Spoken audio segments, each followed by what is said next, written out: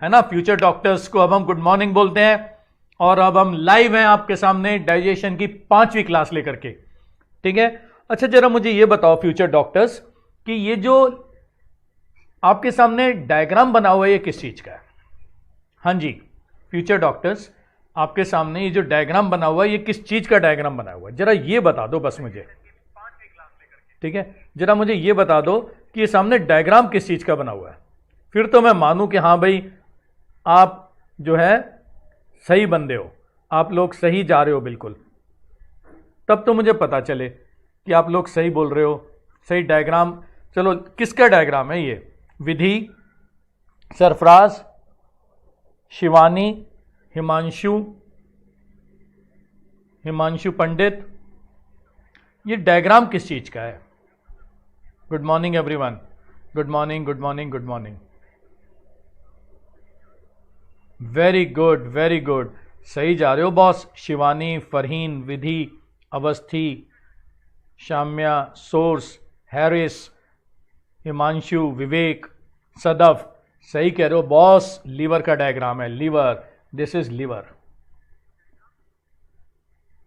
ये लीवर का डायग्राम है, सही कह रहे हो, this is diagram of liver, ठीक है। ये लीवर का डायग्राम है, सही है, बिल्कुल बिल्कुल सही है, ठीक है। और लीवर के मैं आपको बता दूं 2 लोब्स होते हैं, ठीक है। लीवर के 2 लोब्स होते हैं, जरा लोब्स भी लिख लो भैया, लीवर के कौन कौन से लोब्स हैं। ये वाला क्या है? यह है लीवर का राइट लोब, ये वाला लीवर का राइट लोब है। और जरा ये बता दो ये क्या है? लीवर का लेफ्ट लोब है, ठीक है। ये लीवर का राइट लोब है और ये लीवर का लेफ्ट लोब है। जरा ऊपर जो ब्लड वेसल्स नजर आ रही हैं उसके बारे में कुछ बता दो। ये है हेपेटिक आर्टरी,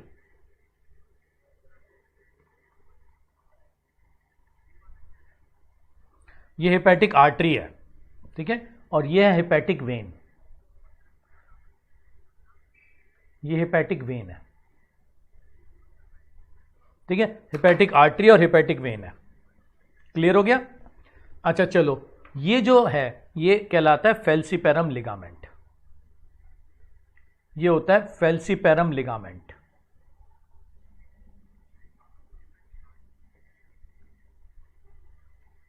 चलो बता दो ये क्या हो गया? ये हो गया falciparum ligament. Good morning Gunjan, कैसे हो? सोर्स, हैरिस, हिमांशु, विवेक, सदफ, रैनी, मुस्कान, गुंजन, सबको बहुत बहुत बढ़िया गुड मॉर्निंग। हाँ जी, ये लिगामेंट का क्या नाम है? ये लिगामेंट का नाम है फेल्सीपेरम लिगामेंट ना। और ये ग्रीन कलर का क्या है नीचे? ये ग्रीन कलर का क्या है? ये ग्रीन कलर का है गॉल ब्लैडर, ये ग्रीन कलर का है गॉल ब्लैडर, ठीक है। तो ये लीवर का डायग्राम आपके सामने है, this is diagram of liver, ठीक है। लीवर का साइंटिफिक नेम होता है हिपार। लीवर का साइंटिफिक नेम क्या होता है? लीवर का साइंटिफिक नेम होता है हिपार, ठीक है। चलो, रैनी, गुंजन, प्रशांत, निधि, प्रशांत गुड मॉर्निंग, निधि गुड मॉर्निंग, विधि बिल्कुल सही कह रहे हो, गॉल ब्लैडर है। Surekha good morning. Sources records, source records, very good. Source records आपका बहुत बहुत स्वागत है हमारी क्लास में। नेम आपका दीपांशु है, ठीक है दीपांशु, मोस्ट वेलकम दीपांशु। और हमारी ये क्लास दीपांशु लाइव चल रही है, मैं आपको बता दूं। और हमने डाइजेशन का टॉपिक शुरू किया हुआ है दीपांशु, और डाइजेशन का हमने 4 क्लासेस कर ली हैं, और ये हमारी 5वीं क्लास है डाइजेशन पर, डाइजेशन 5 है ये। और हम glands of the elementary canal करते हुए लीवर पर पहुंच गए हैं, right. Anshika good morning, Farheen, हाँ अभी गैस्ट्रिक ग्लैंड्स भी करेंगे, बिल्कुल करेंगे जो रह गए। Sandhya good morning, source records okay, ठीक है। गैस्ट्रिक ग्लैंड्स भी करेंगे। लीवर देखो कितना बड़ा ग्लैंड है, ह्यूज स्लाइड है लीवर की, ऐसा लगता है मेरे पीछे पूरा का पूरा लीवर ही पड़ा हो। Good morning good morning good morning everyone. Anshika late कैसे हो गए? Anshika Saklani, why are you late? आप लेट कैसे हो गए अंशिका? पता चला मरीज पहुंच जाएगा और डॉक्टर साहब पहुंचेंगे नहीं। मरीज कहेगा यार वैसे तो सब ठीक था, पर डॉक्टर साहब तो लेट आए। गुड मॉर्निंग ऋतु, कैसे हो ऋतु? Good morning Shivani. ठीक है, तो ये है डायग्राम लीवर का। लीवर का अभी जो जो बच्चे अब आए हैं उनके बारे में मैं रिपीट कर दूं। हमने लीवर शुरू किया आज, उसके बाद हमें पता है ग्लैंड्स ऑफ स्टमक भी बचे हुए हैं। ठीक है, उसके बाद हमारे पैंक्रियाज और गॉल ब्लैडर की भी बात करेंगे। ठीक है, पॉल्यूशन बहुत है यार, एक तो आपने देखा कितना भयंकर पॉल्यूशन हो गया चारों तरफ। ठीक है, बाहर निकलो तो आज थोड़ी सी धूप है, हल्की सी धूप है आज, लेकिन कल का देखा आपने, कल क्या हालत थी। कल तो भाई साहब आप बाहर निकले और ऐसा लगता है जैसे धुएं के अंदर घुस गए आप।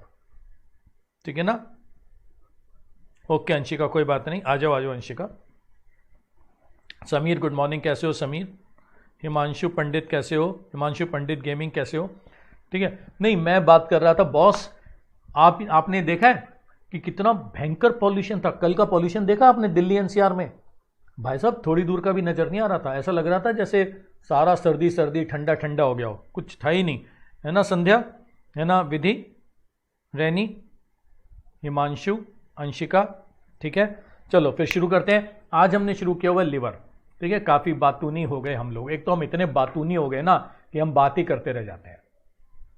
है ना, मरीज भी खूब बात करेगा आप करके, पता है मेरे मरीज आते हैं वो मुझसे बात ही करते रह जाते हैं, और बातों में ही मैं उन्हें ठीक कर देता हूँ। सरफराज, शिवानी, समीर, ठीक है, सोर्स गेमिंग, समीर, पूजा, अंशिका, अवस्थी। ठीक है, ये आपके सामने जो डायग्राम है, जब आप नहीं आए थे तब मैंने बच्चों से पूछा था बहुत पॉल्यूशन है गुंजन या सरशिता। जब आप नहीं आए थे, थोड़ा लेट जिन बच्चों ने ज्वाइन किया आज, तब तक मैंने लीवर का डायग्राम दिखा दिया था बच्चों को, और मैंने अपने जो फ्यूचर डॉक्टर्स हमारे सामने बैठे हैं उनसे पूछा था कि भाई ये किस चीज़ का डायग्राम है ना। और मैं आपको बताऊं, सारे के सारे फ्यूचर डॉक्टर्स जो मेरे सामने बैठे हैं, सब ने एक सुर में बोला सर ये लीवर का डायग्राम है। ठीक है sir, this is diagram of liver, सबने बोला। ठीक है शिवानी, और मैंने इनको फिर बताया कि देखो भैया लीवर जो होता है, यस हर्ष, कैसे हो हर्ष?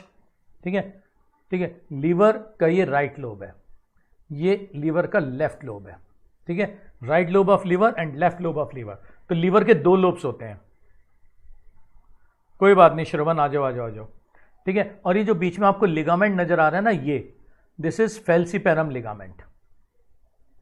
ये फेल्सीपेरम लिगामेंट होता है, ये जो आपको लिगामेंट नजर आ रहा है। और ये जो ग्रीन कलर का आपको नजर आ रहा है, ये गॉल ब्लैडर है। ठीक है, ये आपको जो रेड वाली नजर आ रही है हेपेटिक आर्टरी है, और ये जो नजर आ रही है हेपेटिक वेन है। ठीक है, तो हेपेटिक आर्टरी, हेपेटिक वेन, ठीक है, फेल्सीपेरम लिगामेंट और गॉल ब्लैडर। ठीक है, ये लीवर का डायग्राम है। अब हम लीवर के बारे में बात करने जा रहे हैं, फिर हम गैस्ट्रिक ग्लैंड्स के बारे में भी बात करेंगे, करेक्ट, और फिर हम देखेंगे cut section of the elementary canal.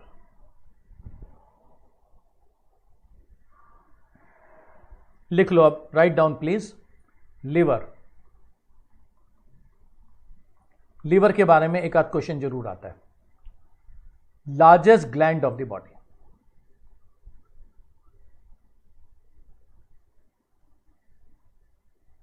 Liver का लिख लो, liver is the largest gland of the body. ठीक है, 1.5 kg इन वेट, 1.5 किलो का होता है। 1.5 kg इन वेट। ठीक है फरहीन, ठीक है, chocolate brown in colour, chocolate brown in colour,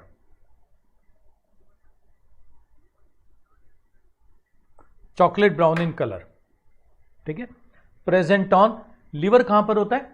liver हमारे एब्डोमेन के अंदर होता है, प्रेजेंट इन द एब्डोमेन। ठीक है, present in abdomen, towards right side.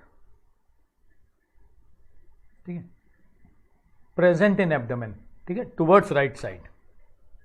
ठीक है, लिखते रहो लिखते रहो, टूवर्ड्स राइट साइड। ठीक है, और स्ट्रक्चर मैंने आपको लीवर का दिखाई दिया था। लीवर के दो लोब्स होते हैं, ठीक है, 2 lobes of the liver, 2 lobes होते हैं इसके। ठीक है, राइट लोब और लेफ्ट लोब।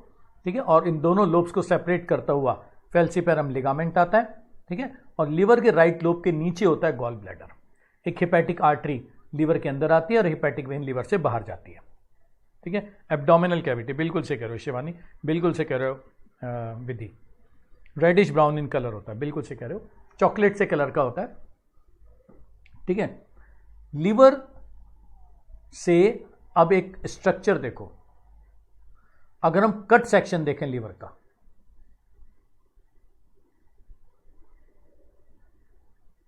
अगर हम लीवर का कट सेक्शन देखें, ठीक है, if we see cut section of the liver,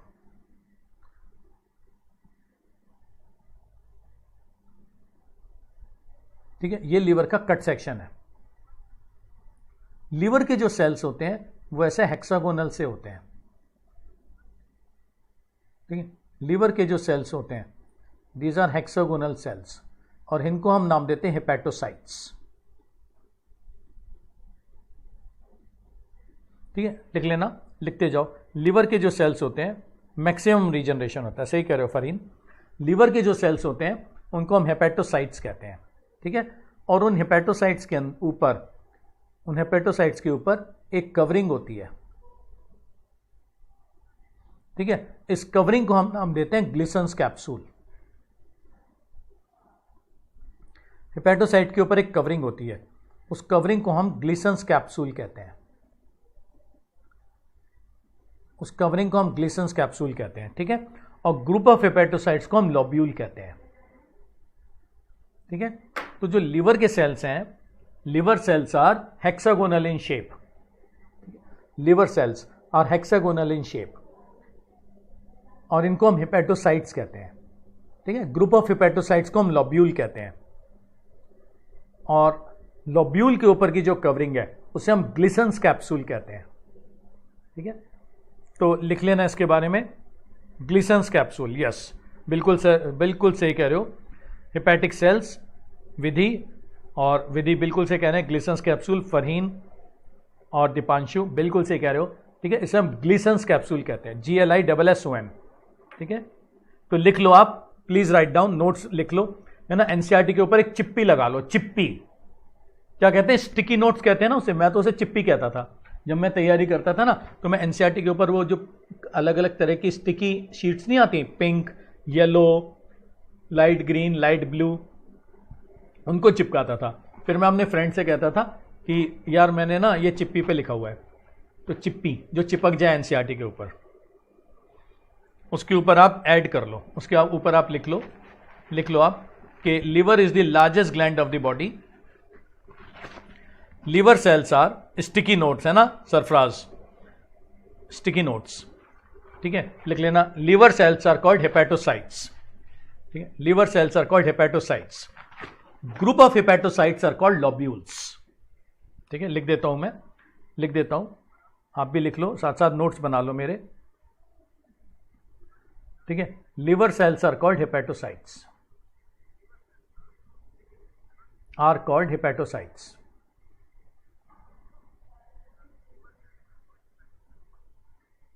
ठीक है। ग्रुप ऑफ हेपेटोसाइट्स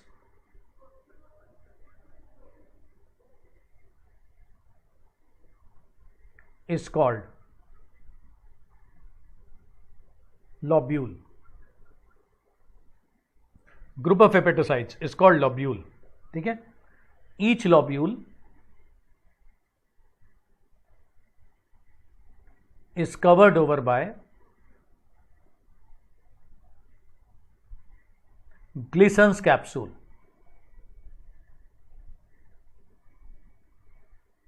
ठीक है। हर लॉब्यूल के ऊपर ग्लिसन्स कैप्सूल होता है, ठीक है। Very good Shivani. Each lobule is covered over by Glisson's capsule, ठीक है। तो इस तरह से ना बहुत सारे लॉब्यूल्स हो सकते हैं, एक ये लॉब्यूल हो सकता है, ठीक है, एक ये लॉब्यूल है, एक ये लॉब्यूल है, ठीक है। ये सारे लॉब्यूल्स हैं, ठीक है। ये डिफरेंट लॉब्यूल्स हैं, ये सारे लॉब्यूल्स हैं, ठीक है। अच्छा, इन लॉब्यूल्स को आपस में ज्वाइन करती है इंटरलॉब्यूलर बाइल डक्ट, ठीक है। These lobules are joint together by ये हो गई interlobular bile duct. Interlobular bile duct,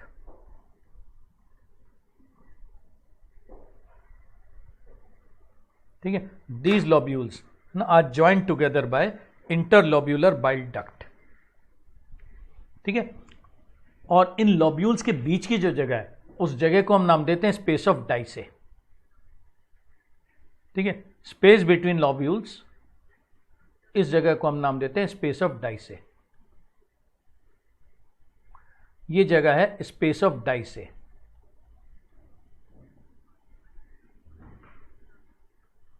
इस जगह को हम नाम देते हैं स्पेस ऑफ डाइसे।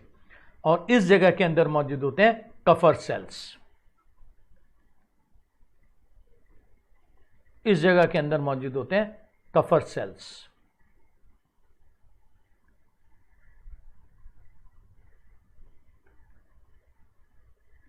ठीक है। तो लिख लेना स्पेस बिटवीन लॉब्यूल्स, यहां लिख देता हूं, स्पेस बिटवीन लॉब्यूल्स,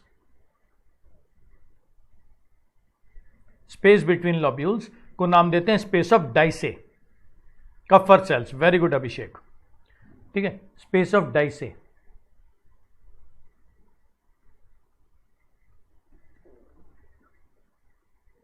ठीक है, इसे हम कहते हैं space of Disse.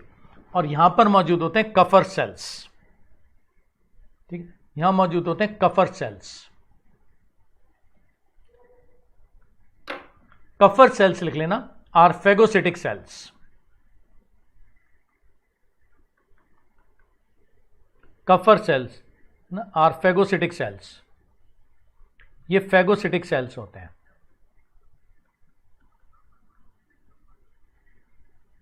Kupffer cells are phagocytic cells, लिख लेना। They catch old RBCs, phagocytic cells के बारे में लिख लेना, फेगोसिटिक सेल्स के बारे में लिख लेना। दे कैच ओल्ड आरबीसीज, है ना, पुराने आरबीसीज को पकड़ते हैं ये। दे कैच ओल्ड आरबीसीज, ठीक है। टेक्स आउट देयर हीमोग्लोबिन, उनका हीमोग्लोबिन निकालते हैं। दे कैच, यस शिवानी लिख लो, फंक्शन लिख लो शिवानी कफर सेल्स का।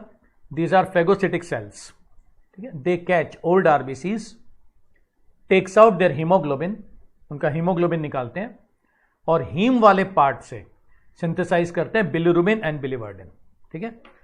कफर सेल्स लिख देता हूं,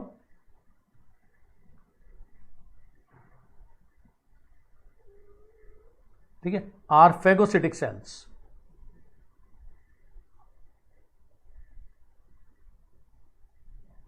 कफर सेल्स है ना, are phagocytic cells. They catch old RBC, पुराने आरबीसी को पकड़ते हैं, ठीक है। टेक्स आउट हीमोग्लोबिन, ठीक है, हीमोग्लोबिन को निकालते हैं। हाँ सरफराज कौन सा वाला बताओ, मैं लिख रहा हूं Sarfaraz. Kupffer cells are phagocytic cells, देखो मैं लिख रहा हूं Sarfaraz. They catch old RBC, ठीक है, पुरानी आरबीसी को पकड़ते हैं। Takes out their haemoglobin and from heme part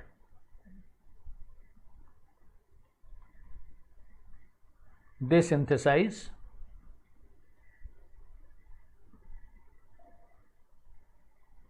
heme part, they synthesize bilirubin and biliverdin, they synthesize bile pigments। कौन कौन से? बिलिरुबिन, ये येलो कलर का पिगमेंट होता है। बिलिवर्डिन, ये ग्रीन कलर का पिगमेंट होता है, ठीक है। क्लियर हो गया कफर सेल्स का फंक्शन क्या होता है? सबको क्लियर है कफर सेल्स का फंक्शन? कफर सेल का फंक्शन सबको क्लियर है? ठीक है, ये बाइल पिगमेंट्स बनाते हैं, बिलिरुबिन एंड बिलिवर्डिन। क्लियर हो गया? अब जरा डक्ट सिस्टम देखो, डक्ट सिस्टम देखो,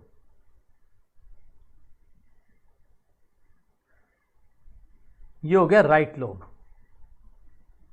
और ये हो गया लेफ्ट लोब। ठीक है, दोनों लोब से आएगी डक्ट। अब जरा डक्ट सिस्टम देखो, दोनों लोब से डक्ट आएगी। ठीक है, ओके, थैंक यू सरफराज। ठीक है, शिवानी, समीर, रैनी, फरहीन, सोर्स रिकॉर्ड्स, रितु, अवस्थी, आलोक पांडे। ठीक है, अब देखो डक्ट सिस्टम देखो, दोनों जो लीवर के लोब्स होते हैं उनसे डक्ट आती है। इसको हम नाम देते हैं लेफ्ट हिपैटिक डक्ट। बना लो, ये हो गया लेफ्ट हिपैटिक डक्ट, और ये हो गया राइट हिपैटिक डक्ट।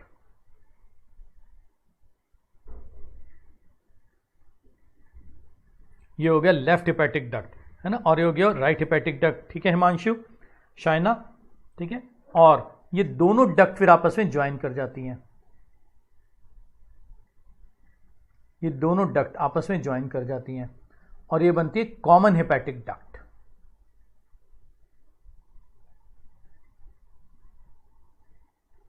ये बन जाती है कॉमन हिपैटिक डक्ट। ठीक है, अब राइट लोब के नीचे मौजूद है गॉल ब्लैडर, आपको पता ही है। ये रहा गॉल ब्लैडर, ये गॉल ब्लैडर है। ठीक है, गॉल ब्लैडर की जो डक्ट होती है वो सिस्टिक डक्ट होती है।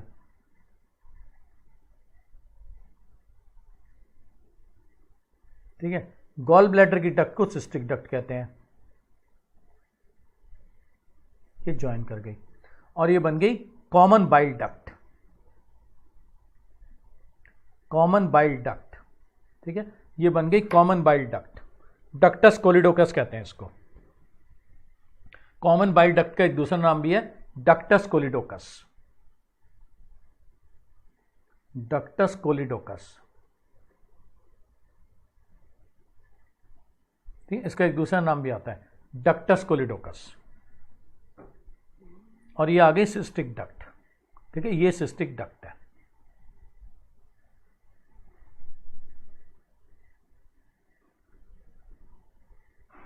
ठीक है, ये सिस्टिक डक्ट आ गई। ठीक है, अब आ गया पैंक्रियाज। ठीक है, अब आ गया पैंक्रियाज यहां पर। ठीक है, ये हो गया पैंक्रियाज।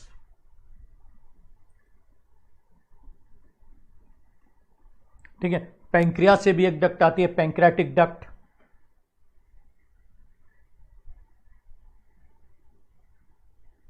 ये पैंक्रियाटिक डक्ट इसके अंदर जुड़ गई। ठीक है, और ये बन गई hepato pancreatic duct. Hepato pancreatic duct. ठीक है, ये बन गई हिपैटो पैंक्रियाटिक डक्ट, और ये हिपैटो पैंक्रियाटिक डक्ट जाके खुल गई ड्यूडेनम के अंदर। ठीक है, ये हिपैटो पैंक्रियाटिक डक्ट खुलती है जाकर के ड्यूडेनम में। ये ड्यूडेनम है। ठीक है, दिस इज ड्यूडेनम। ठीक है, ये जाकर के ड्यूडेनम में खुल गई।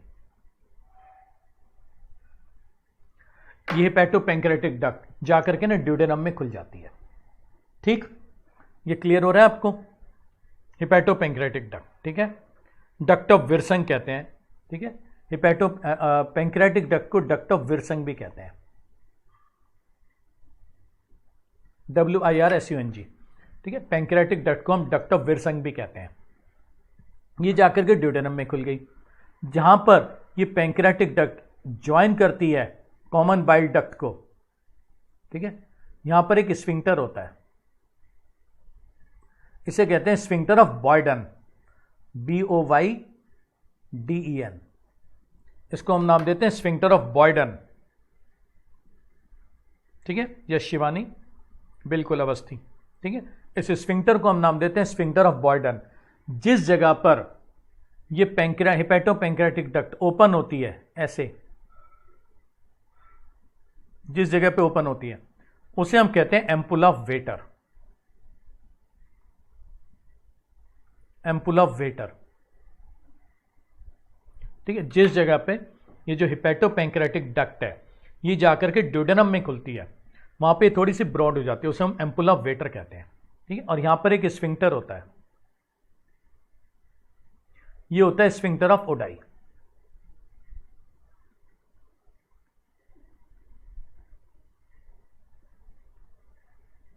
ठीक है, ये अरेंजमेंट होता है, दिस इज द अरेंजमेंट। ये क्लियर है आपको?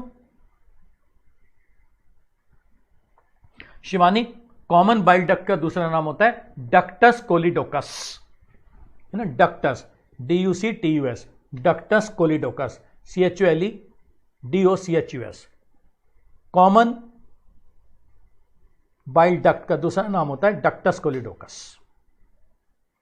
स्फिंक्टर ऑफ ओडाई, बिल्कुल शिवानी, अंशिका, रैनी, निखिल, सही कह रहे हो आप। जिस जगह पर जो हिपैटोपैंक्रेटिक डक्ट है वो ड्यूडेनम में खुलती है, वहां पर मौजूद होता है स्फिंक्टर ऑफ ओडाई। शायना, प्रशांत, ये सब ठीक है? आपको नजर आ रहा है ये सारा डक्ट सिस्टम कैसे बना हुआ है? नजर आ रहा है आपको डक्ट सिस्टम कैसे बना हुआ है?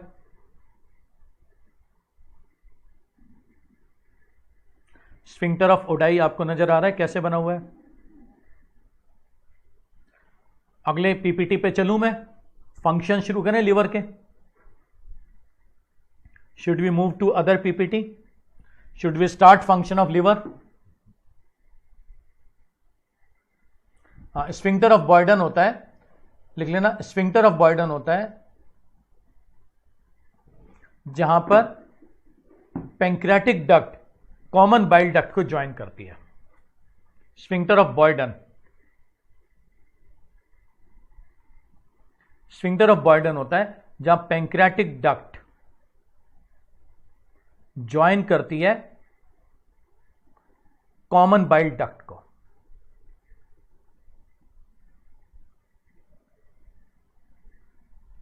ठीक है, स्फिंक्टर ऑफ बॉयडन होता है जहां पर पैंक्रियाटिक डक्ट ज्वाइन करती है कॉमन बाइल डक्ट को।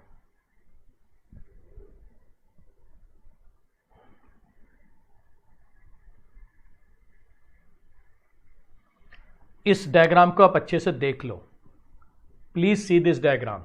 ठीक है, अगर इस डायग्राम में कोई भी बात आपने पूछनी है तो आप पूछ लो। Then we will start with functions of liver. ठीक है, इसके बाद हम शुरू करते हैं फंक्शंस ऑफ लिवर। ठीक है, फिर हम फंक्शंस ऑफ लिवर शुरू करते हैं। तो 2 मिनट मैं वेट कर लेता हूं। Have a look at this diagram, है ना, इस डायग्राम को अच्छे से देख लो और फिर हम शुरू करते हैं फंक्शंस ऑफ लिवर।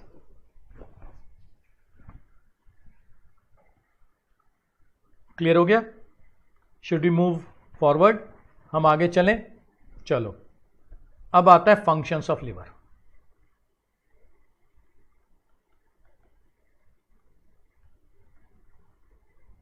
फिर हम गैस्ट्रिक ग्लैंड्स करेंगे, पैंक्रियास करेंगे। हाँ श्रवण, क्या करना है बताओ? डायग्राम रिपीट करना है? कर देता हूं श्रवण। देखो श्रवण, लीवर के 2 लोब्स होते हैं, राइट लोब और लेफ्ट लोब। ठीक है, राइट लोब से निकलती है राइट हेपेटिक डक्ट और लेफ्ट लोब से निकलती है लेफ्ट हेपेटिक डक्ट। ये दोनों बाइल लेकर के चलेंगी। ठीक है श्रवण, कॉमन बाइल डक्ट के नीचे लिखा हुआ है डक्टस कोलिडोकस, डक्टस कोलिडोकस। ठीक है, ठीक है श्रवण, ये दोनों डक्ट्स जो है वो बाइल लेकर के चलेंगी। दीपांशु, बॉयडन होता है जहां पर पैंक्रियाटिक डक्ट ज्वाइन करती है कॉमन बाइल डक्ट को। ठीक है, यहां से ये बाइल आ गया, दिस इज बाइल। ठीक है, ये बाइल आ गया। ठीक है, अब जो राइट लोब होता है लिवर का, उसके नीचे होता है गॉल ब्लैडर। गॉल ब्लैडर की डक्ट को सिस्टिक डक्ट कहते हैं। ठीक है, यहां से भी बाइल आ गया, ये सब आपस में जुड़ गए और इन्होंने बना दिया कॉमन बाइल डक्ट। ठीक है, इन्होंने कॉमन बाइल डक्ट बना दिया जिसको हम डक्टस कोलिडोकस भी कहते हैं, डक्टस कोलिडोकस। इसको हम डक्टस कोलिडोकस भी कहते हैं।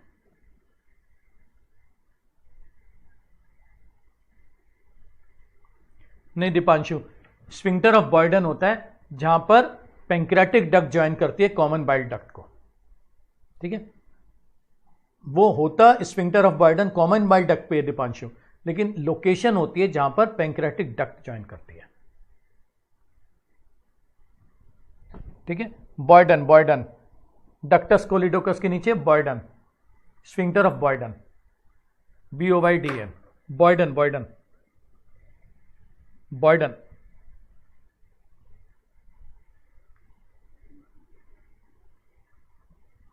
ठीक है। विरसंग, ये डक्ट ऑफ विरसंग होती है। पैंक्रियाटिक डक्ट को हम डक्ट ऑफ विरसंग भी कहते हैं। विरसंग लिखा है, विरसंग, WIRSUNG, विरसंग लिखा है। पैंक्रियाटिक डक्ट को हम डक्ट ऑफ विरसंग भी कहते हैं। ऑडी होता है दीपांशु, जहां पर एम्पुला ऑफ वेटर, मतलब कॉम जो हिपैटोपैंक्रियाटिक डक्ट होती है वो ड्यूडेनम में खुलती है, ठीक है।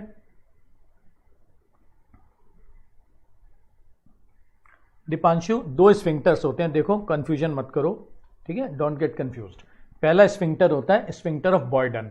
Sphincter of बॉयडन common bile duct के अंदर होता है, उस जगह पर जहां पर उसको पैंक्रियाटिक डक्ट या डक्ट ऑफ विरसंग ज्वाइन करती है।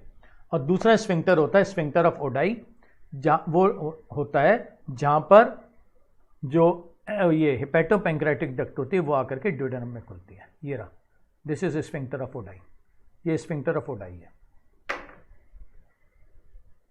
ठीक है। ड्यूडेनम सोर्सेज हमारे एब्डोमेन के अंदर होता है, ठीक है। Duodenum is present in the abdomen, clear है। चलो आगे चलते हैं। Functions of liver. पहला फंक्शन होता है लिवर का synthesis of bile.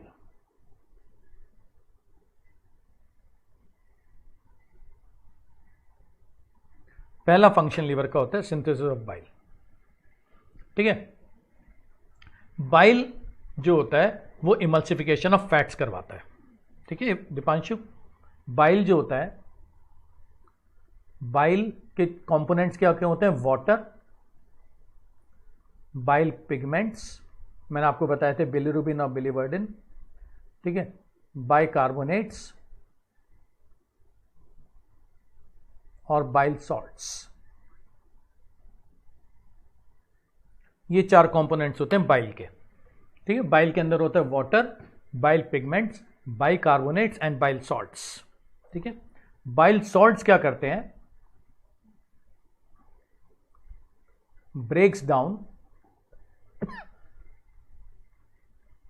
breaks down large fat molecules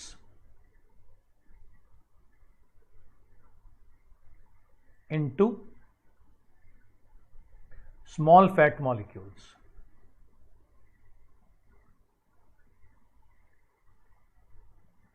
Breaks down large fat molecules into small fat molecules. इस प्रोसेस को हम इमल्सिफिकेशन कहते हैं।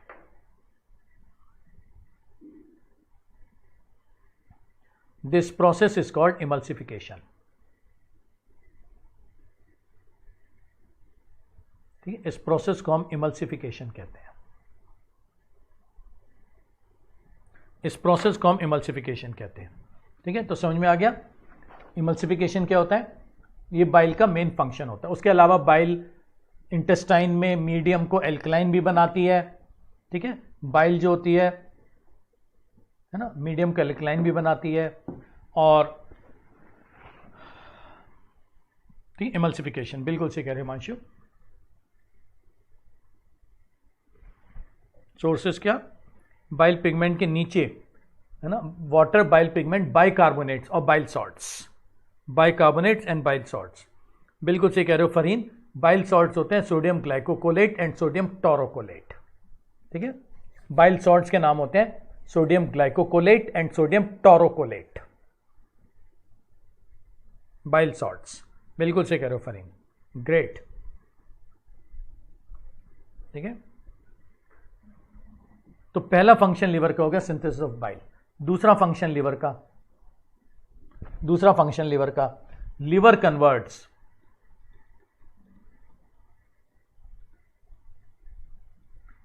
Converts extra glucose into glycogen. Liver converts है ना extra glucose into glycogen and stores glycogen as reserve food material. अगर हम ज्यादा ग्लूकोज खा रहे हैं तो लिवर में जाके वो ग्लाइकोजन में कन्वर्ट हो जाता है and stores glycogen as reserve food material. ठीक है, and stores glycogen as reserve food material. ये जो मैंने फरहीन में लिख रहा हूं ना, सरफराज जो मैं लिख रहा हूं, उन्हीं के ऊपर आ सकता है कि ये काम कहां पे होता है, या इसमें से कौन सा लीवर का फंक्शन है, या इसमें से कौन सा लीवर का फंक्शन नहीं है। Niharika, very good Niharika, very good Niharika, very good Shivani, very good, बिल्कुल सही कह रहे हो आप लोग। तीसरा फंक्शन लिख लो, है ना, सिंथेसिस ऑफ यूरिया।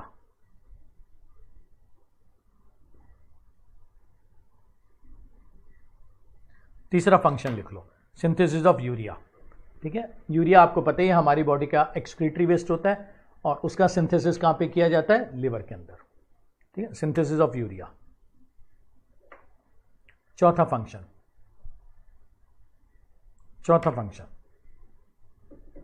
ठीक है, metabolism of alcohol takes place in liver.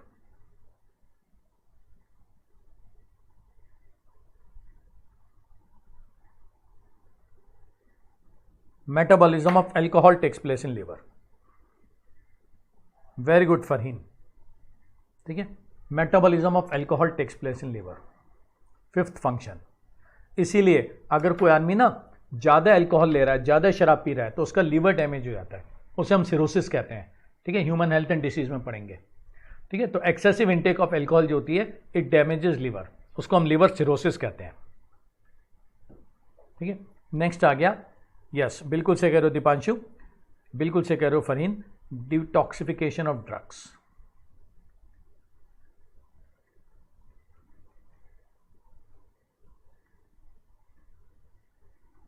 Detoxification of drugs, ये भी लिवर के अंदर ही चलती है। ठीक है, डिटॉक्सिफिकेशन ऑफ ड्रग्स, ये भी लिवर के अंदर ही चलती है। बिल्कुल निहारिका, एकदम से कह रहे हो, ये सारे काम हेपेटिक सेल्स ही करते हैं। सिर्फ जो बाइल पिगमेंट की फॉर्मेशन है निहारिका, वो कफर सेल्स करते हैं, बाकी ये सारे काम यही करते हैं, हेपेटिक सेल्स ही करते हैं। नंबर 6, ठीक है, नंबर 6 याद रखना, liver has highest power of regeneration, highest power of regeneration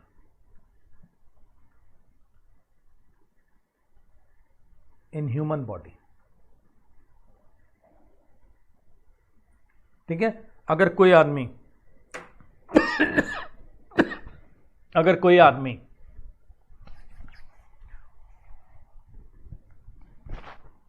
ठीक है, शराब पी के अपना 40% लीवर भी खराब कर ले और फिर लीवर को मौका दे, तो लीवर दोबारा से रीजनरेट हो जाता है। ठीक है, अगर कोई आदमी शराब पी के अपना 40% भी लीवर डैमेज कर दे और लीवर को वो मौका दे, ठीक है, तो लीवर वापस रीजनरेट हो जाता है। It has highest power of regeneration in the human body. Clear हो गया? ओके। हाँ, कोई भी चीज, ऋतु वर्मा, कोई भी चीज अगर हमारी बॉडी में जाती है, कोई भी चीज हो अगर वो हमारी बॉडी में जाती है, तो पहले वो लीवर में पहुंचती है, ये याद रखना है ना। It first reaches into liver, पहले वो लीवर में पहुंचती है और लीवर में जाने के बाद फिर वो डिटॉक्सिफाई की जाती है। कोई भी चीज हो वो लीवर में जरूर जाएगी। तो पोस्टमार्टम के दौरान ना लीवर निकाल लेते हैं आदमी का, और लीवर पे फिर एक्सपेरिमेंट करके देखते हैं कि कौन सा जहर देके उसे मारा गया है, या सोने से पहले उसने कौन सा खाना खाया था, ये सब चीजें। लीवर हो गया? ठीक है, कट सेक्शन अभी हम आगे देखेंगे। ठीक, अभी हम आगे देखेंगे cut section of alimentary canal. Then we come to pancreas.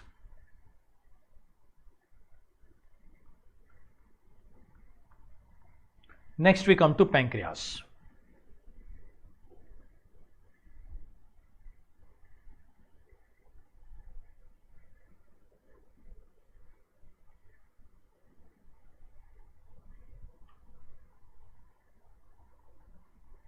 Synthesis of urea takes place in liver.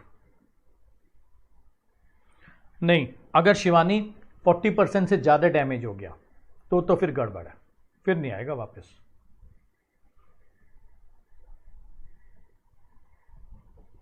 Clear हो गया? Pancreas, second largest gland of the body.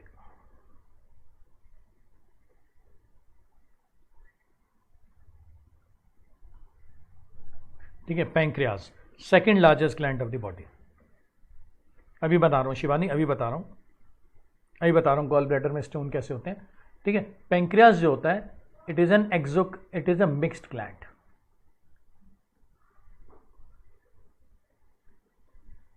It is a mixed gland, ये मिक्स ग्लैंड होता है। Mix gland का मतलब हुआ ये exocrine भी होता है और एंडोक्राइन भी होता है।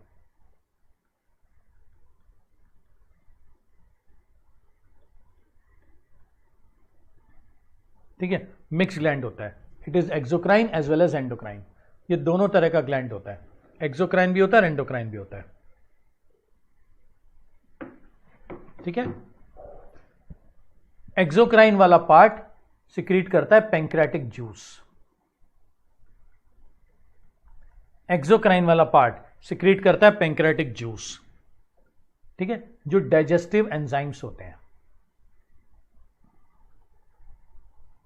और एंडोक्राइन वाला पार्ट, ठीक है, सिक्रीट करता है एंडोक्राइन वाला पार्ट सिक्रीट्स हार्मोन्स।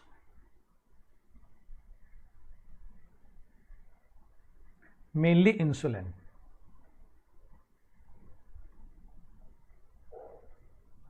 सिक्रीट करता है hormones, mainly insulin. Acinar cells होते हैं। अगर हम एक्सोक्राइन पार्ट का कट सेक्शन देखें, cut section of exocrine part, exocrine part उसका आगे वाला पार्ट होता है, एंटीरियर पार्ट। अगर हम इसका कट सेक्शन देखते हैं, ठीक है, तो हम देखेंगे, अगर हम इसका कट सेक्शन देखें तो हम देखेंगे कि इसके अंदर ना एक सेंटर में कैविटी होती है, उस कैविटी को हम नाम देते हैं एंट्रम।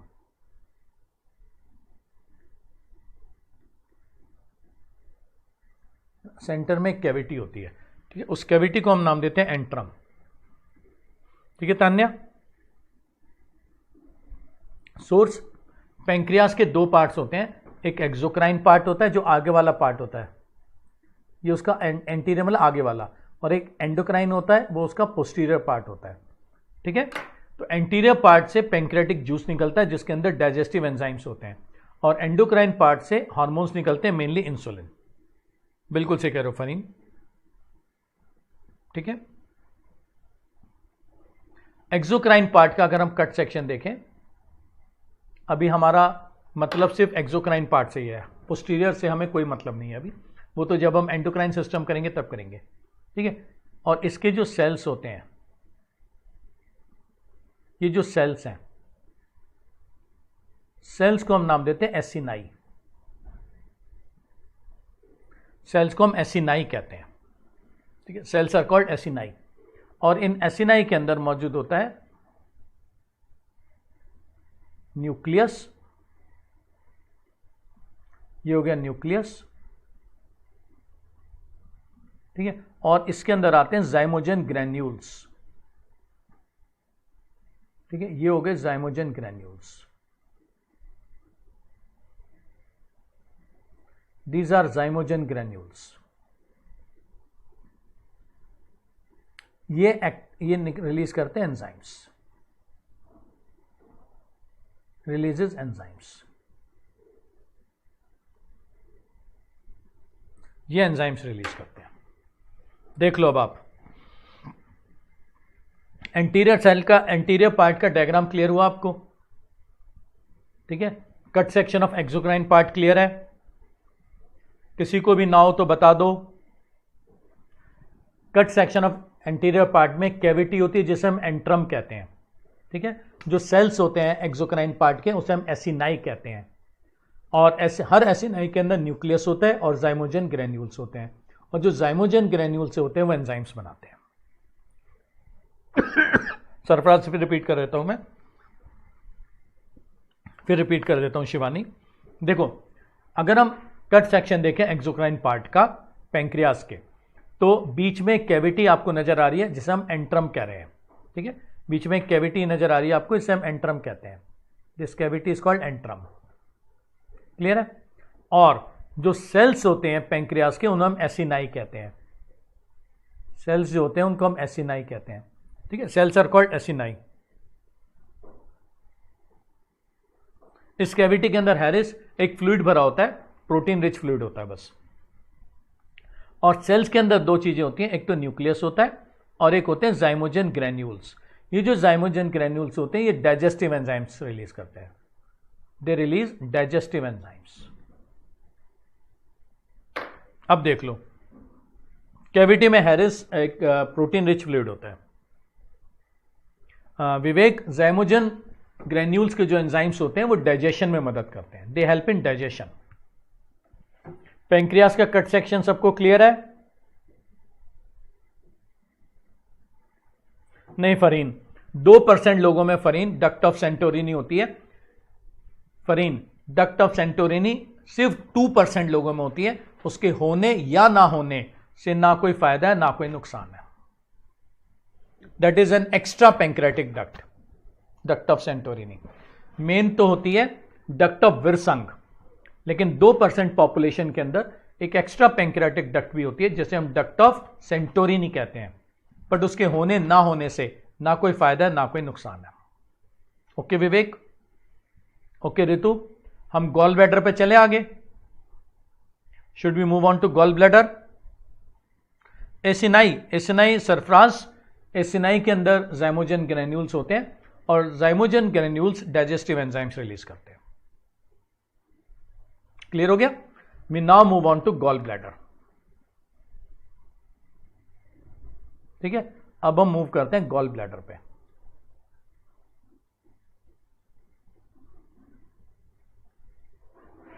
अब हम मूव करते हैं गॉल ब्लैडर पे। ठीक है, गॉल ब्लैडर को पित्त की थैली कहते हैं, है ना, इसे कहते हैं पित्त की थैली। गॉल ब्लैडर क्या करता है? स्टोर करता है। क्लियर है गुरुजी? Okay Haris, thank you so much.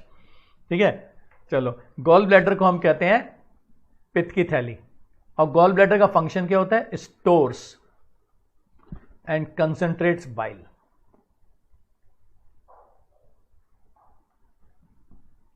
ये स्टोर करता है और कंसंट्रेट करता है बाइल को। ठीक है, gall bladder stores and concentrates bile. ठीक है, सुखाता है बाइल को। ठीक, और अगर एक्सेसिव कंसंट्रेशन हो गया तो स्टोन्स बन जाते हैं। ठीक है, एक्सेसिव कंसंट्रेशन, अगर ज्यादा पानी सोख लिया, can lead to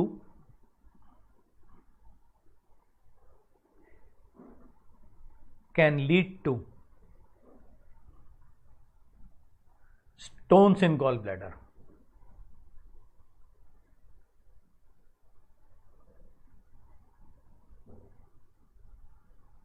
Excessive concentration of bile can lead to stones in gallbladder. Very good, है ना। और जो स्टोन्स होते हैं गॉल ब्लैडर के, अब आपको क्लियर हो गया कैसे बन जाते हैं? जब बाइल को बहुत ज्यादा सोख लिया जाता है। ठीक है, और ये जो स्टोन्स होते हैं ना गॉल ब्लैडर के, ये कोलेस्ट्रॉल के बने होते हैं। Stones are made up of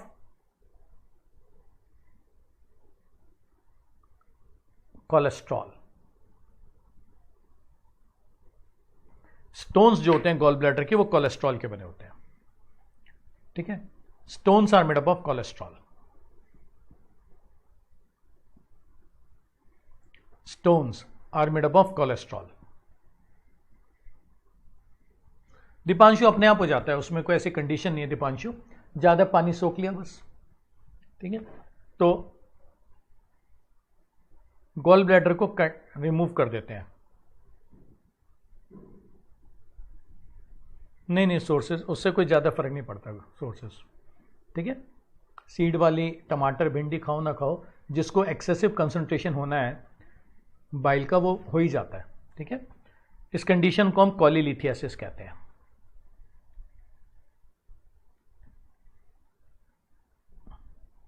कॉलीलिथियासिस।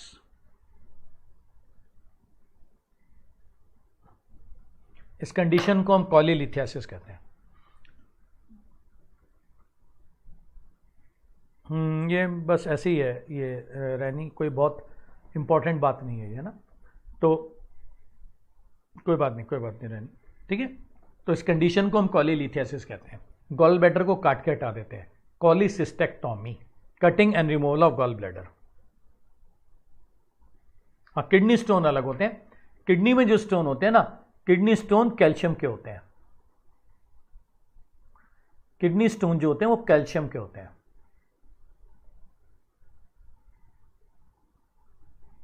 Kidney stone याद रखना कैल्शियम ऑक्सलेट के होते हैं, और जो गॉल ब्लैडर के स्टोन होते हैं वो कोलेस्ट्रॉल के होते हैं। सरफराज, ठीक है, हाँ, बहुत ज़्यादा नेसेसरी नहीं है दीपांशु, हम गॉल ब्लैडर को काट के हटा सकते हैं, ठीक है। Cutting and removal of gall bladder, cutting and removal of gall bladder,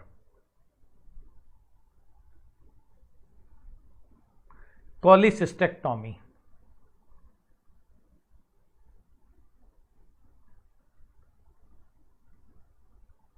cutting and removal of gall bladder, कॉलीसिस्टेक्टोमी।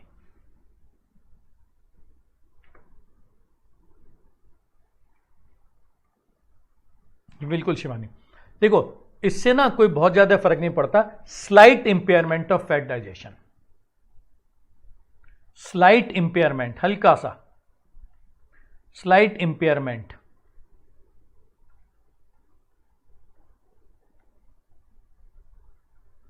Of fat digestion,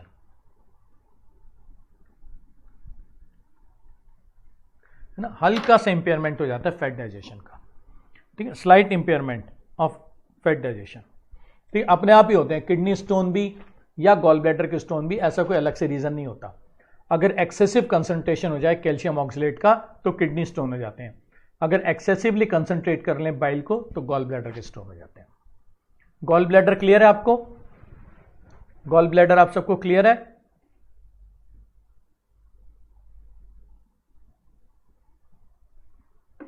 ठीक है, is gall bladder clear to everyone? आगे चलें क्या? आगे चलें? गॉल ब्लैडर सबको क्लियर है? गैस्ट्रिक ग्लैंड्स रह गए अभी। शिवानी, इसके रिमूवल के बाद फिर लीवर ही बाइल को स्टोर करना शुरू कर देता है। बाइल फरीन फिर लीवर ही स्टोर करता है। आगे चलें अवस्थी? ओके ओके गुरुजी। नेक्स्ट, गैस्ट्रिक ग्लैंड्स हमने किए थे नहीं किए थे?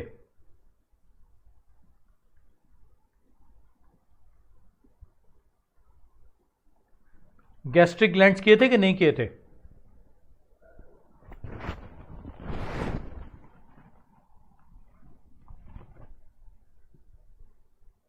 गैस्ट्रिक ग्लैंड्स डिस्कस किए थे कि नहीं किए थे? नहीं किए थे, चलो ओके। गैस्ट्रिक ग्लैंड्स लिखो। पहले नंबर पे होते हैं ऑक्जिंटिक या फिर पैराइटल सेल्स।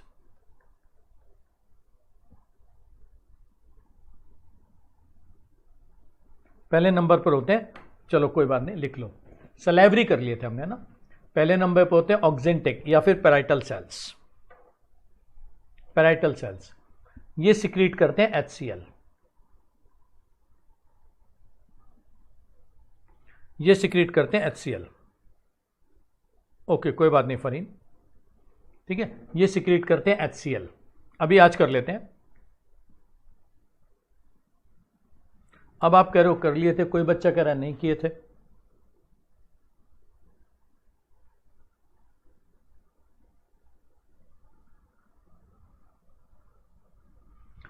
ठीक है, और ये एक और सेल सिक्रीट, और ये एक और चीज सिक्रीट करते हैं, इंट्रिंसिक फैक्टर ऑफ कैसल। मुझे लगता है ये हमने कर लिया था discuss.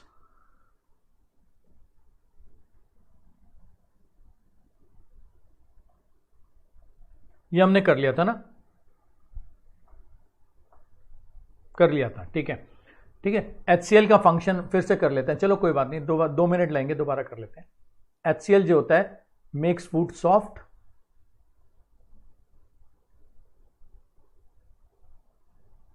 Kills germs, activator. 3 function हो गए, कोई बात नहीं दोबारा कर लेते हैं। हो गए तो भी ठीक है, नहीं किए थे तो भी ठीक है। और ये हेल्प करता है in the absorption of vitamin B12।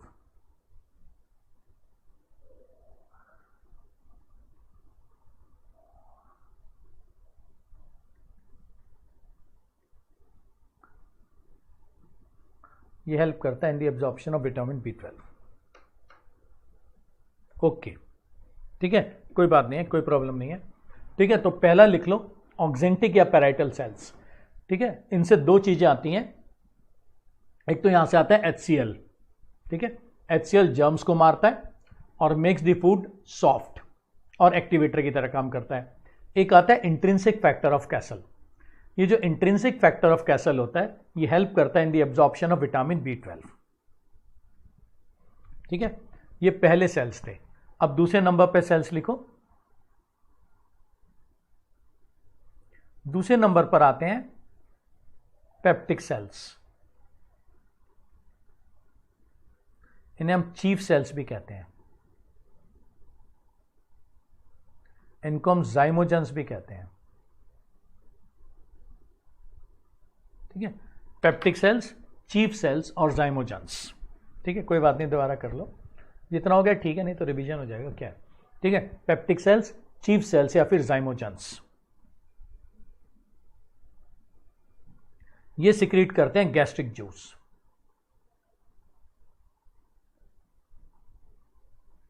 secretes gastric juice rich in enzymes।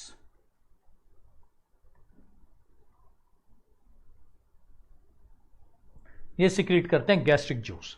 ठीक है, रिच इन एंजाइम्स। ठीक है, तीसरे नंबर पर आते हैं गॉबलेट सेल्स। ये रिलीज करते हैं mucus.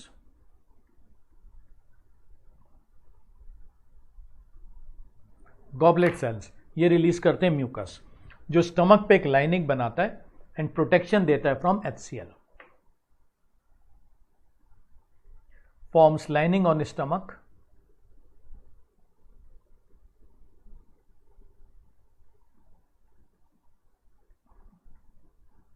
and provides protection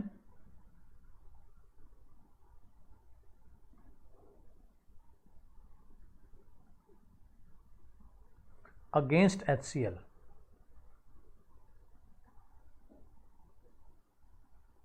and provides protection against HCl। ठीक है, नंबर 4,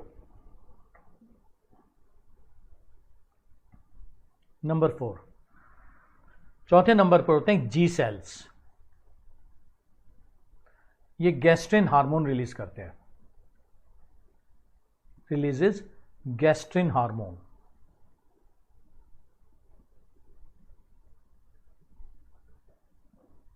ये गैस्ट्रिन हार्मोन रिलीज करते हैं जो गैस्ट्रिक जूस को रिलीज करवाता है,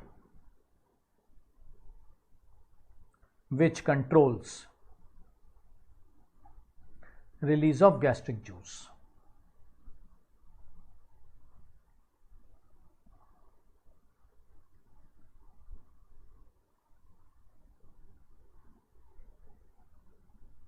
ठीक है, तो G cells releases gastrin hormone which controls release of gastric juice. ये 4 सेल्स थे गैस्ट्रिक ग्लैंड्स।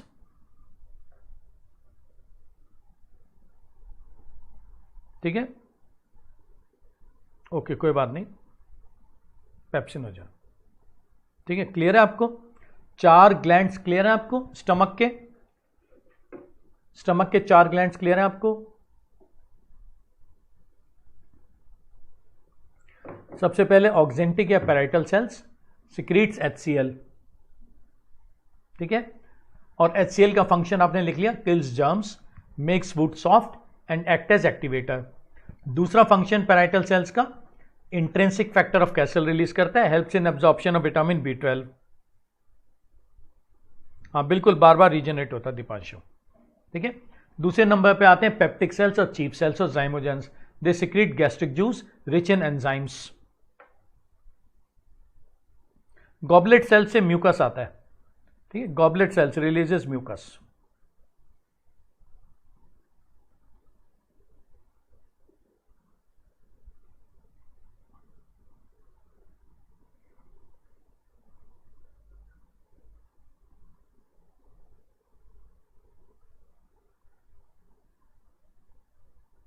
ये आपके 4 हो गए गैस्ट्रिक ग्लैंड्स। ठीक है, ये 4 हो गए। गॉबलेट सेल से ना म्यूकस आता है। म्यूकस क्या करता है, एक लेयर बना देता है स्टमक के ऊपर, ताकि HCl सीधा जाके स्टमक से ना टकरा जाए। थर्ड पॉइंट, HCl का एक्टिवेटर होता है। एक्टिवेटर होता है, फूड को सॉफ्ट करता है और जर्म्स को मारता है। अच्छा, सोर्सेज दोबारा रिपीट कर देता हूं। देखो सोर्सेज दोबारा सुन लो। 4 गैस्ट्रिक ग्लैंड्स होते हैं। पहला होता है ऑक्जेंटिक या पैराइटल सेल्स, ये HCl रिलीज करते हैं और intrinsic factor of Castle release करते हैं। दूसरे नंबर पर होते हैं पेप्टिक सेल्स या चीफ सेल्स या जाइमोजेंस, ये गैस्ट्रिक जूस रिलीज करते हैं जो एंजाइम से रिच होता है। तीसरे नंबर पर होते हैं गॉबलेट सेल्स, ये म्यूकस रिलीज करते हैं which forms lining on stomach and provides protection against HCl। और चौथे नंबर पर जी सेल्स होते हैं, releases gastrin hormone which controls release of gastric juice. ठीक है, देख लो आप, गैस्ट्रिक ग्लैंड्स आपको क्लियर है। पैनेथ सेल्स पे अब क्वेश्चन नहीं आता। गैस्ट्रिक ग्लैंड्स क्लियर है और glands of the elementary canal आपको सबको क्लियर है।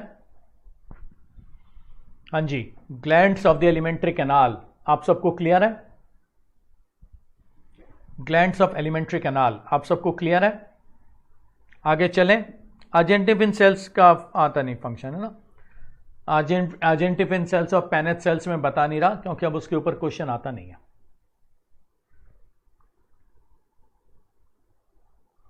Next, cut section of alimentary canal. Cut section of alimentary canal.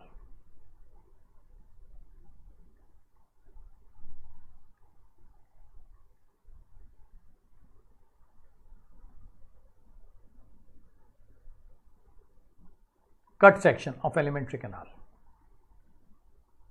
ठीक है, एलिमेंट्री कैनाल का अगर हम कट सेक्शन देखें, ठीक है, तो हमें 4 लेयर्स नजर आते हैं।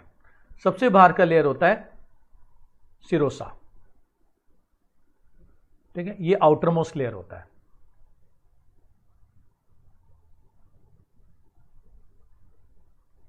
सिरोसा आउटर मोस्ट लेयर होता है। ठीक है, उसके बाद आती है मस्कुलर लेयर। ठीक है, ये सेकंड लेयर होता है।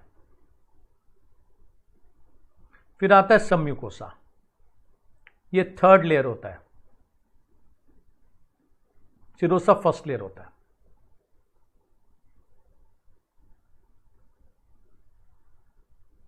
ठीक है, और चौथे नंबर होता है म्यूकोसा, फोर्थ लेयर है ये, इनर मोस्ट लेयर है ये। फोर्थ लेयर होता है और इनर मोस्ट लेयर होता है। बना लो, डायग्राम बना लो, ये डायग्राम बना लो आप। ठीक है, फिर मैं बाकी की चीजें आपको बताता हूं कि मिजेंट्री क्या होती हैं, ठीक है, विलाई क्या होती हैं, ये सारे एक बार डायग्राम आप बना लो। ये 4 लेयर्स जरूर बना लेना।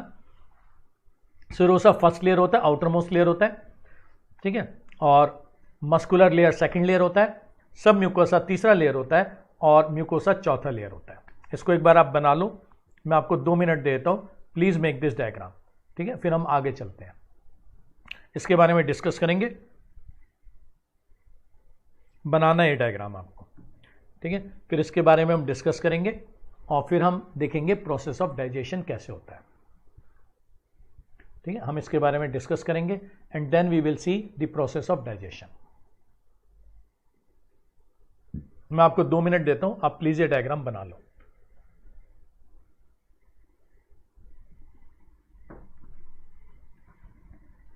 I will wait for 2 minutes. Please make this diagram.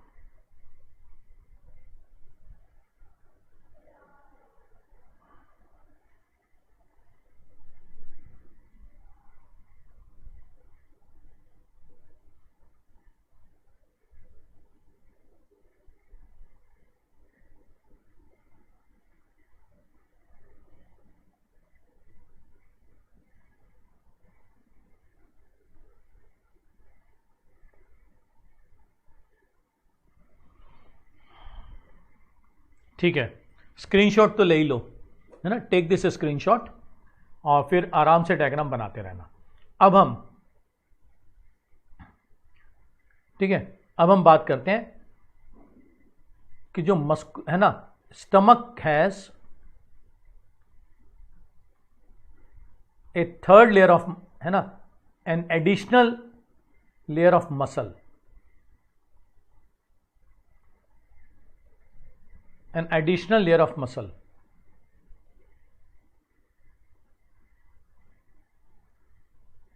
उसके अंदर एक तीसरा लेयर भी होता है, ठीक है, जिसको ऑब्लिक लेयर कहते हैं।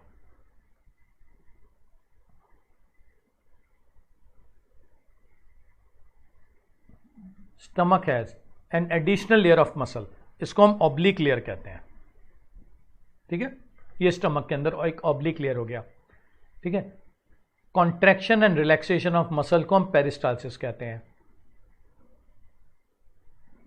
Contraction and relaxation of muscle को पेरिस्टाल्सिस कहते हैं, ठीक है। लिखते रहो, ट्यूनिका एडवेंटिशिया ऑब्लिक लेयर होता है, ठीक है, इसको हम पेरिस्टाल्सिस कहते हैं, ठीक है। नेक्स्ट लिखो, नेक्स्ट लिख लो, ठीक है। सब म्यूकोसा के अंदर दो चीजें होती हैं,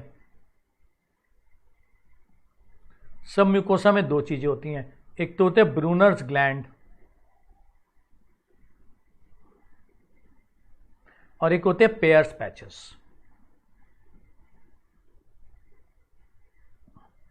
ठीक है। एक तो ये हो गए ब्रूनर्स ग्लैंड्स, ये सब म्यूकोसा में होते हैं, और एक पेयर्स पैचेस वो म्यूकोसा में होते हैं।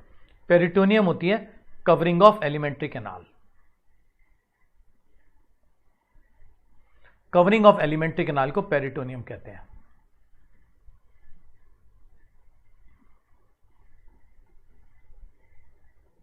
ठीक है। Covering of alimentary canal is called peritoneum. Clear है?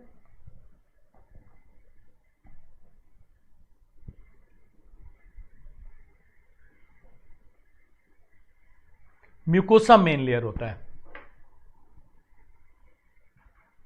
म्यूकोसा इज मेन लेयर, ठीक है। म्यूकोसा मेन लेयर होता है, म्यूकोसा ये मेन लेयर होता है, मेन लेयर होता है। जितनी भी मॉडिफिकेशंस होती है एलिमेंट्री कैनाल की, सब म्यूकोसा से ही होती हैं, ठीक है। ऑल मॉडिफिकेशंस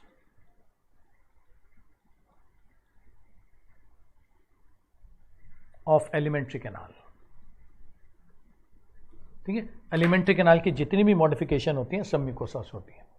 मिजेंट्री होती है जो ज्वाइन करती है, joins alimentary canal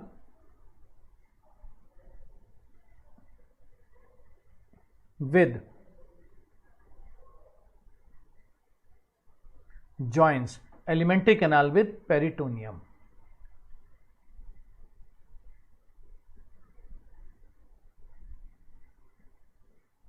joins elementary canal with peritoneum। Serosa की बाहर की लेयर को बोलते हैं फरहीन,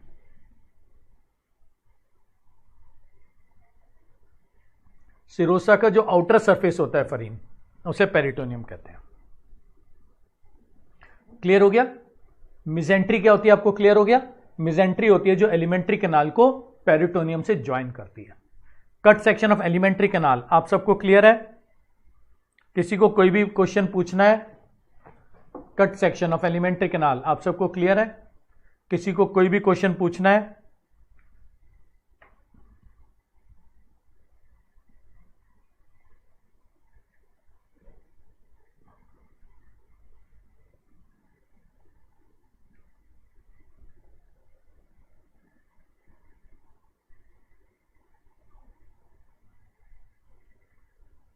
एक होता है ऑर्बेक्स प्लेक्सस,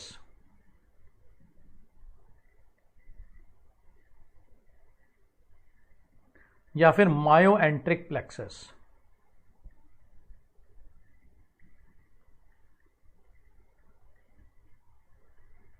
ऑर्बेक्स प्लेक्सस और मायोएंट्रिक प्लेक्सस, लिख लो ऑर्बेक्स प्लेक्सिस है ना, और मायोएंट्रिक प्लेक्सिस।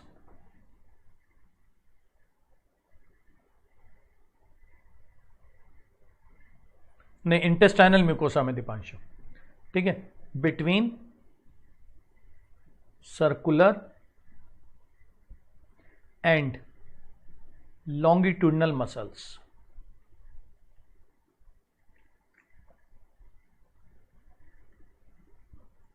controls peristalsis,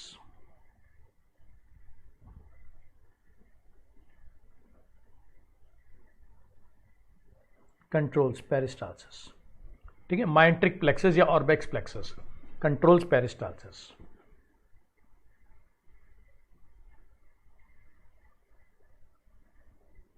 ठीक है, मीजनर्स प्लेक्सस,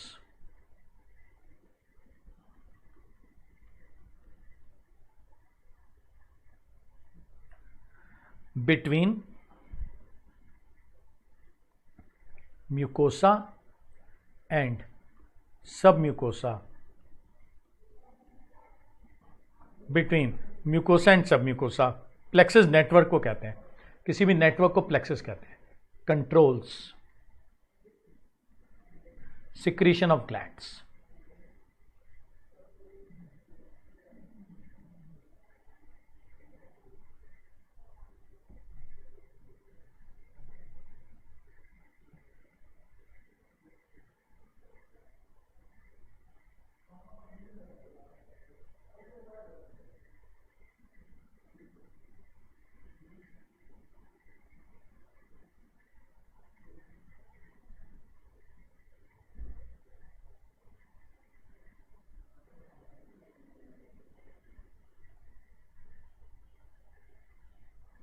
ये सारी चीजें क्लियर है आपको? स्क्रीनशॉट ले लो। सिक्रीशन को कंट्रोल करते हैं, प्लेक्सस नेटवर्क को कहते हैं, ठीक है, plexus is known as network, plexus is called network. Medullary होते हैं, बिल्कुल से कह रहे हैं। ये सारी चीजें पूरी की पूरी जो एलिमेंट्री कैनाल है वो ब्रेन के मेडुला ऑब्लिंगेटा से कंट्रोल होती है। विपांशु सही कह रहे हैं, है ना। ये जितने भी मीजनस प्लेक्सेस होते हैं, जितने भी ऑर्बेक्स प्लेक्सेस होते हैं, जितने भी नेटवर्क होते हैं नर्व फाइबर्स के, वो सारे के सारे मेडुला से कंट्रोल होते हैं। They are all controlled by medulla, they are all controlled by medulla. आगे चलें क्या? स्क्रीनशॉट ले लो इसका, टेक स्क्रीनशॉट। आगे चलते हैं हम। Okay, we move ahead. ठीक है, now we come to process of digestion.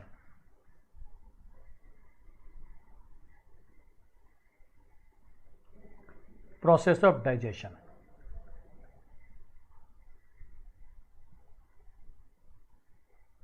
सबसे पहले आता है डाइजेशन ऑफ फूड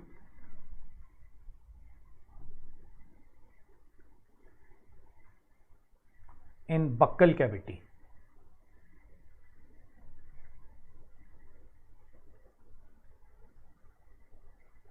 सबसे पहले आता है digestion of food in buccal cavity.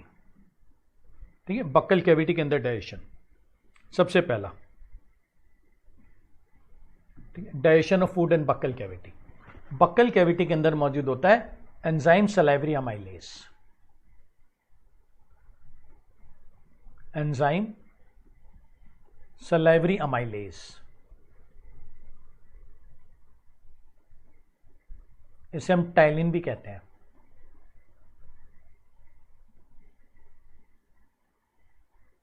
इसे हम टाइलिन भी कहते हैं। प्लस जस्ट 30% होता है बक्कल कैविटी में डाइजेशन, प्लस कार्बोहाइड्रेट्स, है ना, स्टार्च या कार्बोहाइड्रेट कोई भी लिख लो।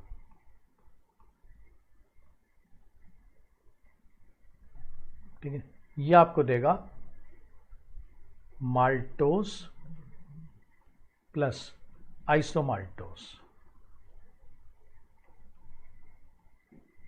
ये आपको देगा माल्टोस प्लस आइसोमाल्टोस। और इसकी जो pH होती है वो 7.8 होती है। pH इज 6.8, pH इसकी 6.8 होती है। प्लस लिमिट डेक्सट्रिन्स भी आते हैं, लेकिन वो इंपॉर्टेंट नहीं है। लिमिट डेक्सट्रिन्स भी आते हैं कुछ, लेकिन दे आर नॉट इंपॉर्टेंट। ठीक है, 30% डाइजेशन कार्बोहाइड्रेट का यहां पे होता है।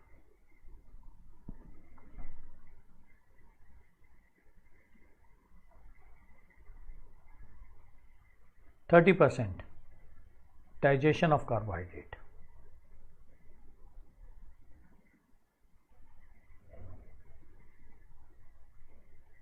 %30 डाइजेशन होता है कार्बोहाइड्रेट्स का। यस अंशिका, pH इज 6.8 ना, pH इज 6.8। तो बक्कल कैविटी के अंदर, ठीक है, बक्कल कैविटी के अंदर एक एंजाइम होता है ना, उस एंजाइम का नाम होता है salivary amylase plus carbohydrates. Salivary amylase को हम टाइलिन भी कहते हैं। ठीक है, और ये माल्टोज प्लस आइसोमाल्टोज, ठीक है, प्लस लिमिट डेक्सट्रेंस। लेकिन लिमिट डेक्सट्रेंस कोई बहुत ज्यादा इंपॉर्टेंट नहीं है, अगर वो याद रहे तो भी ठीक है, नहीं याद रहे तो भी ठीक है। ठीक है, माल्टोज और आइसोमाल्टोज इंपॉर्टेंट है। नेक्स्ट, ठीक है, याद रखना बक्कल कैविटी में एक लिंगुअल लाइपेज भी होता है। लिंगुअल लाइपेज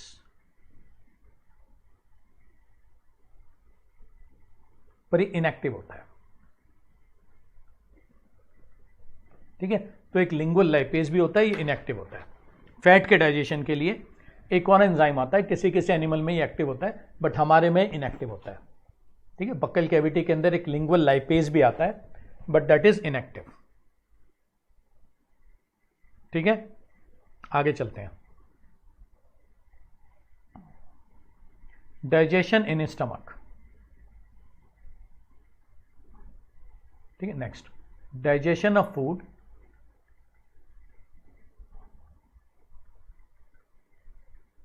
इन स्टमक, फिर इंटेस्टाइन इसके बात करेंगे। Digestion of food in stomach. ठीक है, स्टमक के अंदर है ना, स्टमक हैज गैस्ट्रिक जूस।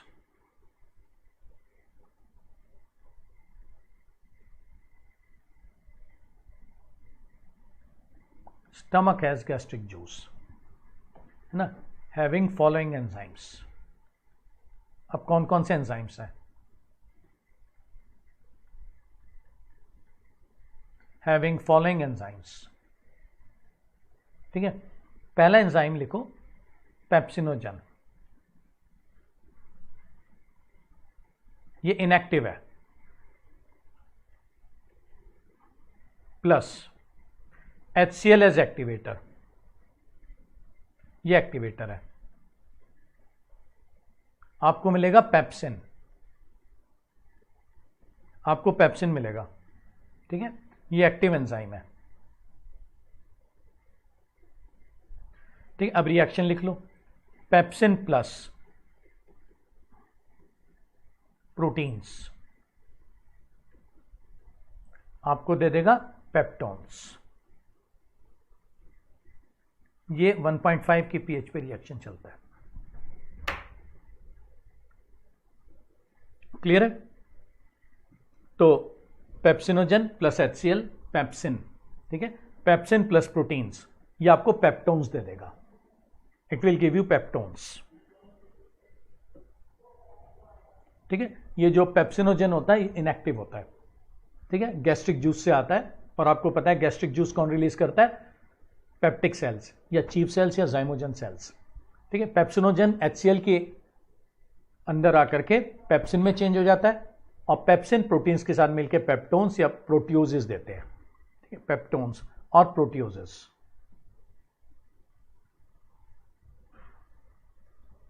ठीक है, पेप्टोन्स या फिर प्रोटियोजेस देते हैं। दूसरा लिख लो,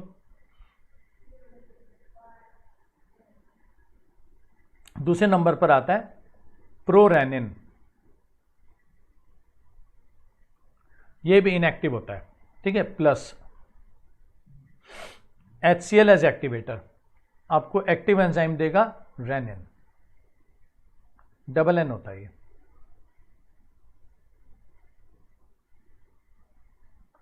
RENNIN, ठीक है। एक्टिव एंजाइम देगा रेनिन, ठीक है। Rennin plus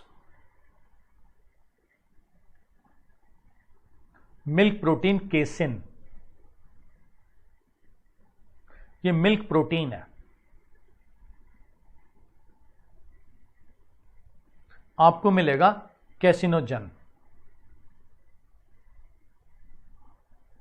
caseinogen, caseinogen plus calcium आपको देगा कैल्शियम पैराकैसिनेट।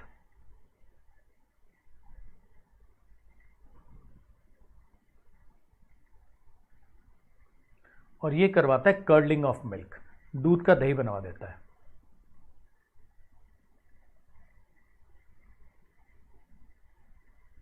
ये करवा देता है कर्डलिंग ऑफ मिल्क, ठीक है। क्लियर हो गया आपको? क्लियर हो गया आपको? कैसिनोजन प्लस कैल्शियम, ये आपको देगा कैल्शियम पैराकैसिनेट, ठीक है, which causes curdling of milk. बिल्कुल से कह रहे हो, बिल्कुल से कह रहे हो। रेनिन मेनली इन्फेंट्स में ही होता है, बिल्कुल से कह रहे हो। रेनिन है ना, present in calves and infants. Rennin calves में होता है और इन्फेंट्स में होता है, ठीक है। हैंसन ने सबसे पहले रेनिन की टैबलेट बनाई थी, ठीक है। Hansen first took tablet of rennin. एक second, hello. Hansen first took, है ना, tablet of rennin.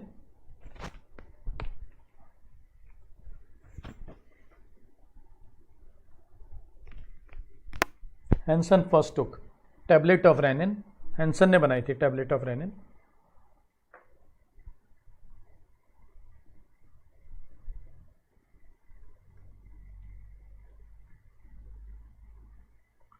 Tablet of rennin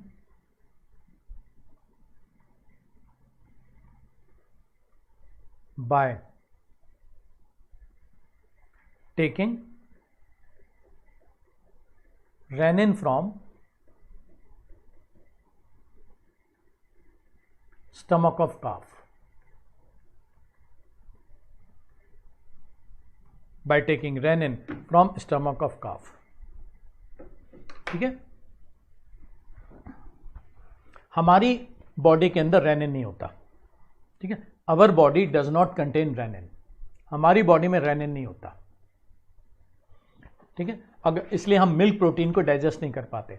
अगर हमें मिल्क प्रोटीन को डाइजेस्ट करना है तो हमें फिर रेनिन की टैबलेट लेनी पड़ेगी, ठीक है। बच्चों में बहुत होता है, आप देखोगे जैसे ही मदर ना बच्चे को दूध पिला के लिटाती हैं और बच्चा जो वॉमिट आउट करता है तो जमा हुआ दूध निकलता है, मतलब विद इन 10 मिनट्स रेनिन जो है दूध का दही बना देता है, ठीक है। हम जो दही बनाते हैं घर के अंदर, हम जो दही जमाते हैं वो लैक्टोबैसिलस की मदद से जमाते हैं। अगर लैक्टोबैसिलस ज़्यादा चला गया दही के अंदर तो लैक्टिक एसिड बन जाता है, दही खट्टी हो जाती है। हलवाई जो दही जमाता है वो रेनिन की टैबलेट से जमाता है, उसमें कहीं खटास आती नहीं। आप बाजार से हलवाई की दुकान से दही खरीद के लाओगे ना, वो खट्टी नहीं होगी कभी भी, क्योंकि वो रेनिन से जमा रहा है। छोटे मोटे हलवाई डबल ज़्यादा जमा देते हैं लैक्टोबैसिलस से, वो अलग बात है। लेकिन अगर आप बड़ी दुकान से लाओगे ना तो लस्सी भी मीठी मिलेगी, दही भी मीठी मिलेगी, क्योंकि वो रेनिन से जमा रहे हैं, ठीक है। श्रवण क्या पूछ रहे हो? Yes Deepanshu, curling of milk Deepanshu हमारे अंदर बहुत ज़्यादा नहीं होती है। हमारे अंदर दीपांशु पेप्सिन करा देता है, थोड़ा बहुत काइमोट्रिप्सिन करा देता है। जब हम इंटेस्टाइन में जाएंगे तो दीपांशु हम काइमोट्रिप्सिन देखेंगे, लेकिन इतनी इफेक्टिव कर्लिंग हमारे अंदर नहीं होती दीपांशु जितनी बढ़िया इन्फेंट्स के अंदर हो जाती है। हमारे अंदर नहीं हो पाती इतनी अच्छी, ठीक है। बाय टेकिंग स्टमक ऑफ काफ, बछड़े में से है ना, बछड़े में से। श्रवण नहीं, कोई हार्मफुल नहीं होती, ठीक है। और इसके अलावा याद रखना स्टमक के अंदर ना गैस्ट्रिक लाइपेज भी होता है, लेकिन वो नॉन फंक्शनल होता है। Stomach also has gastric lipase,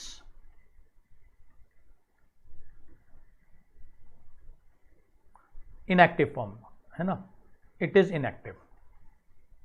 ठीक है, थोड़ा बहुत बच्चों में काम कर गया, फैट डाइजेशन तो कर गया, अदरवाइज इनएक्टिव होता है। गैस्ट्रिक लाइपेज होता है, ये याद रखना।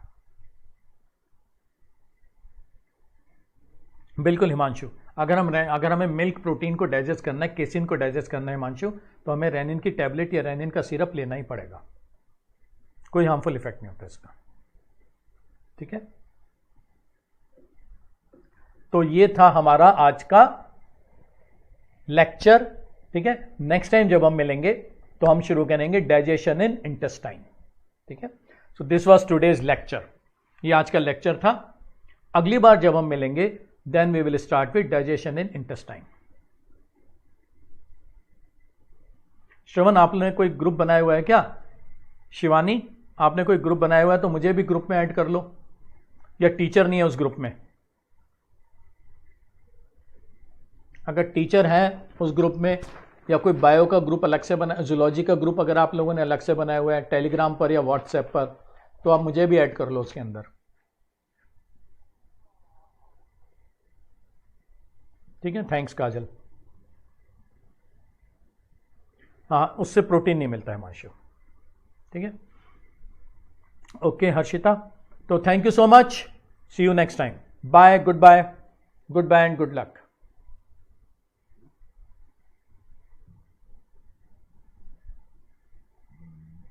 Goodbye everyone.